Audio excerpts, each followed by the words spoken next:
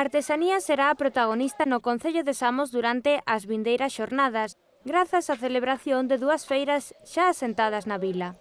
Unha boa oportunidade para desfrutar de preto de oficios tradicionais como a cestería. A Feira de Artesanía de Samos vai se celebrar os días 12 e 13 de agosto e vai xa na súa 21ª edición.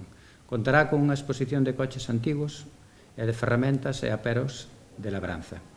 Ademais, os visitantes poderán disfrutar de talleres de cerámica, cestería, cristal e telar. As actividades artesanais non rematarán aquí. O vindeiro 17 de agosto celebrarase a Feira de Artesanía e Produtos Naturais da Ponte de Lóuzara, onde poderemos ver mostras de cabalos e preto de 50 artesáns que realizarán exhibicións de talla en pedra, ademais de outras actividades.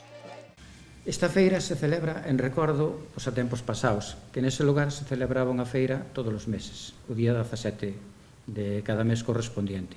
Ambas as dúas citas contan coa colaboración da Deputación, que realiza unha achega de 6.000 euros a través do Plan Único.